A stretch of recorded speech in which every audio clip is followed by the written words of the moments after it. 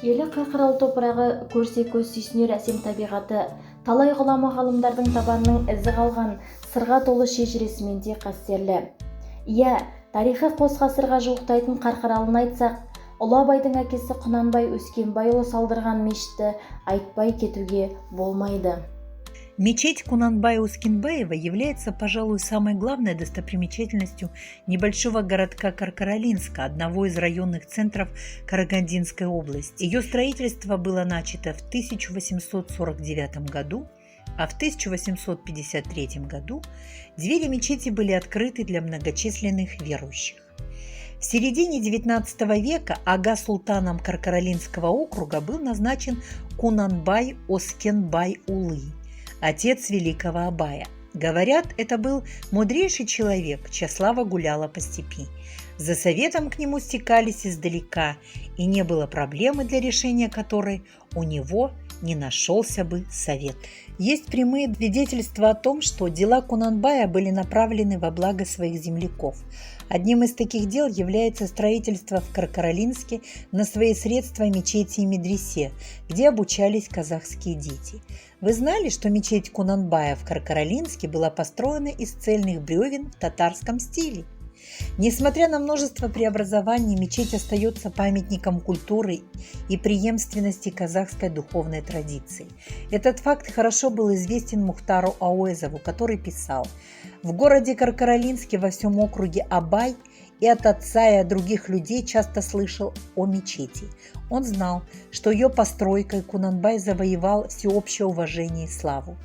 Первая и единственная мечеть в городе Каркаралинске и во всем округе постройка была начата на средства Кунанбая еще в прошлом году. Абай неоднократно бывал в мечети, зданию которой насчитывается около 150 лет. В сильно измененном виде оно сохранилось до наших дней. Архитектор неизвестен». Мешіт 1851 жылы ашылғаннан бастап, Кеңес үкіметі орнағанға дейін халыққа қызмет көрсетіп, тарихи орындардың бірі ретінде мұсылман қауымның уағыз насихат айтып, әдептілік, әдет-ғұрып пен дінді қатар жетектеп келген қасиетті орнына айналған. 80 жылға жуық қасиетті Құдай үйі аталып, имандылық пен адамгершіліктің ұйытқысына айналған. Тек 1924 жылы тәркілеудің алғашқы кезеңдерінде Қарқаралыға келген белсенділер мұның мұнарасын құлату керек, кеңсе қыламыз деп, мешітті кеңсеге лайықтауға тырысады. Сонымен қатар дінге қарсы болған Кеңес үкіметі кезінде Құнанбай қажы мешітінің айшығын атып түсіріңдер деген бұйрықта болады. Біраз кісілер айшықты нысанаға алып атқанымен оқтары дарымайды. Содан бір кісінің оғы мешіт мұнарасына дөп тиіп, айшық жерге құлап түседі. Ал атқан кісі сол жерде дөп секілді домалап, белгісіз жағдайда жан тапсырыпты. Ешкімді жолатпай есік терезесінің барлығын тарс бекітіп тастапты. Содан 1941 жылға дейін жабық тұрған. Кейін екінші дүниежүзілік соғысы басталған кезде осы жерде жатақхана ретінде тұрақ етіпті. Бірақ олар бұл жерде көп тұрақтай алмаған. Бас аяғы екі түнеп, үшінші күні мазалар қаша бастайды. Кеңес заманында мешіттегі тек жатақхана ретінде ғана пайдаланып қоймай, басқа да мақсаттарда қолданылған. 1991 жылға дейін бұл жерде әртүрлі қоймаларда қызметін атқара бастаған. Одан соң кітапхана, кейін пионерлер үйі бас болады. Қараусыз қалып келген жәдігердің бүгінге дейінгі жету жолындағы өткерген қиыншылықтары кейін ұмыт бола бастады. Егемендік алған тұстары мемлекеттен қаржы бөлініп, Абайдың мұражайы деген бағдарлама аясында қайта ашылды. Жазба деректерге кеңінен сөз болатындай, болашақ ұлы ақын Қарқаралыға жиі ат басын бұрып тұрған. Қарқаралының Абай жүрегіне айрықша жақын болуының себебі ақынның анасы Ұлжан Қаракесек руының қызы болса, алған жары Ділдәда әрі де Қаздауысты Қазбек би, беріде Төленші бидің ұрпағы Алшынбайдың нәсілі екені белгілі. Абайдың Қарқаралыға алғашқы сапар негізінен мешіттің құрылысы жұмыстары басталған кезеңмен тұспа-тұс келеді. Оны ақын жиі түсіп, қонақ болатын татар көпесі Халилулла Бекметовтің Көктөбел ағаш үйінің маңдайшасында жазылған. Бұл үйде 1850 жылы ұлы ақын ағартушы Абай Құнанбаев болған деген дерек растай түседі. Егер ақынның 1845 жылы өмірге келгенін ескерсек, онда Абайдың Қарқаралыға болыс болып сайланып, мешіт құрылысымен қызу айналысып жатқан уақытты көрсетеді. Құнанбай Абаймен бірге Халиолланың үйіне бір жатқан уақытты келген. Өйткені Қарқаралыда дуан орталығы болғандықтан жиі келіп тұратын. Бірнеше күн бұрын өзінің келетіндігін арнайы кісі жіберіп хабарлап отырады екен.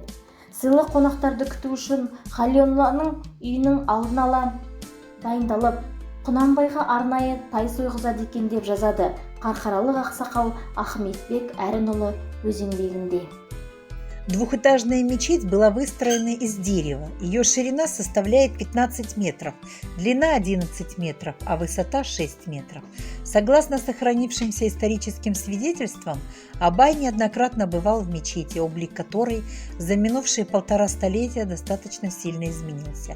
Каждый житель Каркаралинска чтит в этом символе память о посещении родного города великим Абаем.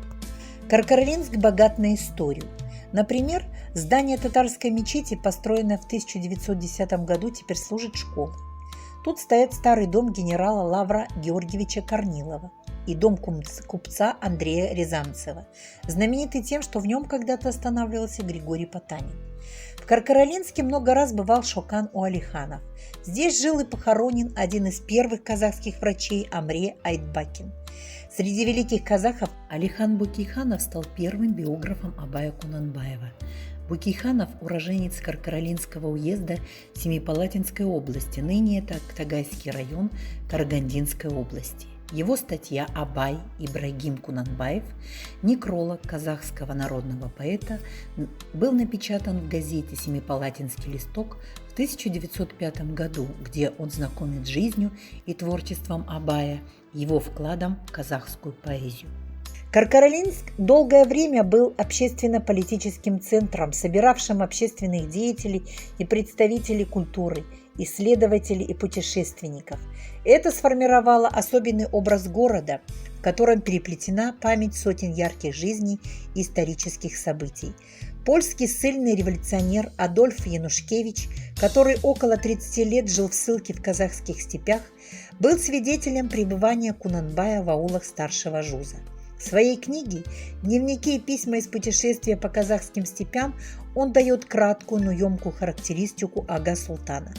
Он выглядел истинным степным пророком. Судья неподкупной честности и примерный мусульманин, Кунанбай стяжал себе славу самой справедливости. К нему из самых дальних аулов спешат за советом молодые и старые, бедные и богатые. Қарқаралының тұрғыны Манарбек Кәрім Хакім Абайдың 175 жылдығына арнап жерлестеріне керемет тарту жасады. Он саусағынан өнер тамған шебер ұлы ойшылдың көркем бейнесін тасқа қашап, оны шаһардағы 2 ғасыр бұрын салынған көне ғимараттың алдына орнатқан. Міне, аталған тас осы үйдің алдына қойылды. Қарқаралы тауының табиғи тасына қашалған Абай бейнесі. Тастың биіктігі 3,5 метр, салмағы 2,5 тонна. Бүгінде бұл көктөбелі үй ұлы ойшылдың қасиетті өлкедегі ұлағатты өмірінен сыр шертеді. Әрі қалаға келетін қонақтардың тәу етіп, тарихымен танысатын айрықша орынға айналған. Здесь, в Каркаралы, в детской душе Абая впервые зародилась любовь к природе родного края, которая спустя годы проявится так щедро и могуче в его поэзии, в его песнях. Природа Каркаралы оставила неизгладимый след в душе и памяти Абая. Музы Каркаралы счастливо одарили мальчика Абая. Здесь он впервые услышал виртуозную игру Кюйши на домбре и кабызи, песни степных певцов-акынов. Здесь он научился слагать из букв первые слова и предложения. Впервые услышал незнакомую русскую речь, веселую игру русской гармонии, протяжные русские народные песни казахов. В 2019 году всемирно известного Абая Кунанбаева увековечили в Каркаралинске. Открыли памятник, на котором юного поэта из медресе встречает отец Кунанбай. Памятник Абая и его отца Кунанбая отлили из меди. Монумент внушительный. Высота композиции более 4 метров. Для Каркаралинска большая честь иметь такой памятник. Место выбрали хорошее рядом с мечетью Кунанбая Кажи. Приезжие сразу увидят монумент Абая и Кунанбая. Бүгінде Лондон, Каир, Берлин, Киев, Нью-Делиде адамзаттың абайына арналған ескерткіштер мен ақынның есімі берілген көшелер бар. Ал Қазақстанда абай есім берілген 2 аудан бар екен. Оның бірі ақынның туған елі Шығыс Қазақстан өңірінде болса, екіншісі Арқада. Абай қаласы алғашқыда Қарағанды көмір алабының батыс телімдерінің игерілуіне байланысты 1949 жылы Шерубай Нұра кенті ретінде құрылған. 1961 жылы қалаға айналған. Кент құрылысында Карлаг пен Песчанлаг тұтқындары еңбек еткен. Бүгінгі таңда Абай ауданының әкімшілік орталығы Абай қаласы. Бүгінгі күні 30 мыңға жуық халық тұратын Абай қаласында хакім есіммен тығыз байланысты әдеби мемориалдық мұражай жұмыс істеп тұр. Мұражай директоры Төлеуғазы Әбішевтің айтуынша, қазіргі таңда мұражайда 1933 жылы Қызылордада жарық көрген Абай Құнанбайұлы шығармаларының араб тіліндегі кітабы сақтаулы тұр. Құнды қазына 1955 жылға дейін Семей облысында тұрған ақын Төлеу Көбдіковтің қолында болып, кейін балаларына мұра ретінде қалдырылған. Ұрпақтары кейін оны осы мұражайға табыстаған көрінеді. Қазіргі таңда хакім есімін иеленген Абай қалада мұражай ғана емес, көше мен шахты да бар. Ақын мерейтойына арнап Абай қаласында данышпанның еңселі ескерткіші орнатылса, Қарағанды өңіріндегі бұрынғы Ленин көшесіне Абай атауы берілді. Имя Абая не только увековечено в камне, но и образовательные и культурные учреждения Карагандинской области носят его имя. Саранский гуманитарно-технический колледж имени Абая имеет большую и славную историю, которая началась в начале 20-х годов прошлого века. В 1945 году, к столетию великого поэта, Саранское педагогическое училище стало носить имя великого просветителя Абая Кунанбаева. 1954 жылы кітапханаға қазақтың ұлы ақыны Абай Құнанбаевтың есімі беріліп, жарты ғасырдан аса уақыт ішінде талай өмір асуларынан өткен кітапхана бүгінде қасиетті қара шаңыраққа айналған. За более чем полувековой юбилей Детская областная библиотека Абая стала современным востребованным культурным учреждением детского чтения.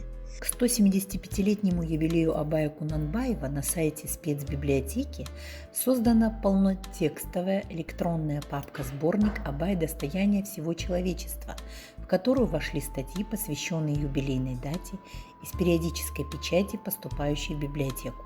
В папку-сборник также включены отзывы на статью президента Республики Казахстан Касым-Жомарта Токаева «Абай и Казахстан в 21 веке» и статью первого президента Республики Казахстан Елбасы Нурсултана Назарбаева «Духовное завещание Абая». Карагандинская областная спецбиблиотека для незрячих и слабовидящих граждан выпустила слова назидания рельефно-точечным шрифтом Брайля на русском и казахском языках.